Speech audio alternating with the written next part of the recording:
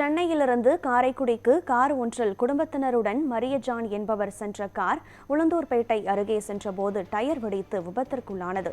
இதுகுறித்த கூடுதல் விவரங்களை நமது செய்தியாளர் கவியரசன் வழங்க கேட்கலாம்.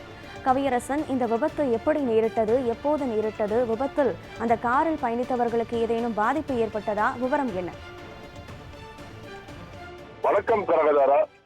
கிறிஸ்துமஸ் பண்டிகையை கொண்டாடுவதற்காக சென்னையிலிருந்து காரைக்குடி காரில் ஒன்றில் மரியஜான் என்பவர் குடும்பத்துடன் சென்றார். இந்த காரை மரியஜான் ஓட்டி வந்த நிலையில் இந்த காரானது கள்ளக்குறிச்சி மாவட்டம் உளுந்தூர்பேட்டை அடுத்த திருத்தலூர் ஜிஎஸ்டி சாலையில் வந்தபோது எதிர்பாராத விதமாக காரின் வலது பக்கத்தில் உள்ள உள்பக்க டயர் வெடித்து தாறுமாறாக ஓடி தடுப்பு கட்டையின் மீது ஏறி எதிர் திசையில் வந்த சாலையில் நின்ற சென்னையிலிருந்து திருச்சி நோக்கி சென்ற 3 கார்கள், ஒரு டேங்கர் லாரி, ஒரு ஈச்சர் லாரி உட்பட 5 வாகனங்கள் ஒன்றின் பின் ஒன்றாக மோதி விபத்துக்குள்ளானது. இந்த விபத்தில் 5க்கும் மேற்பட்டோர் படுகாயமடைந்தனர். படுகாயம் அடைந்தவர்களை மீட்டு உளுந்தூர்பேட்டை அரசு மருத்துவமனைக்கு சிகிச்சைக்காக அனுப்பி வைத்தனர்.